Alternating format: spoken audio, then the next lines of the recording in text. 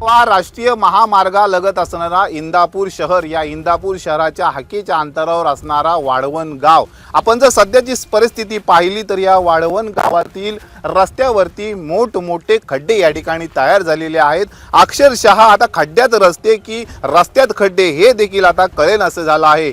वाहन चालकांना आणि नागरिकांना, वाहन चालविताना नागरिकांना ये जा करताना मोठ्या या खड्ड्यांचा सामना करावा लागतोय. तरी याकडे आता प्रशासन असेल, संबंधित अधिकारी याकडे दुर्लक्ष करतायत असा संतप्त सवाल देखील करताना आपल्याला पाहायला मिळतोय. आपण जर एकीकडे पाहिलं तर एवढे मोठमोठे खड्डे आहेत की या खड्ड्यांचा वाली कोण असणार असा देखील प्रश्न देखील उपस्थित राहतोय. त्यामुळं वाढवण गावातील या रस्त्याची लवकरात लवकर डागडुजी करावी आणि हे खड्डे जे आहेत ते लवकर बुजवण्यात यावे अशी मागणी आता या ग्रामस्थांकडून आणि वाहन चालकांकडून होताना पाहायला मिळते. त्या खड्ड्यातून गाडी कशी चालवायची हे आम्हाला मोठं प्रश्न पडलेला आहे. रिक्षा डिलिव्हरीसाठी गाडी कशी आणायची, म्हातारी कोतारी माणसांना त्रास होतो.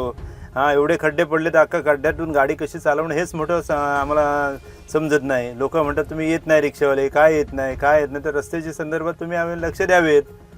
संबंधित प्रशासन वगैरे काही येऊन बघून शासकीय लोक येऊन बघून जातात, तिकडे लक्षच देत नाही.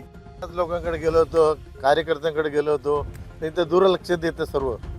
या इथे रस्त्याची अशी परिस्थिती झालेली आहे. इथं पूर बी येतोय. पूर येतो म्हणजे शाळेतली मुलं आता 100-150 पोरं जातात शाळेमध्ये आणि तिथं मोरी नाही आहे, काही नाही सुद्धा. 8-8 दिवस पाणी राहतो, पाणी जात नाही. आता रस्त्याची परिस्थिती म्हणजे आता किती वर्ष झाली कोण लक्ष देत नाही इकडे.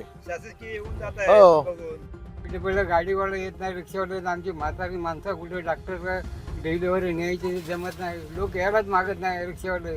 एवढे खड्डे पडलेले आहेत. नितेश लोखंडे, LS मराठी, रायगड.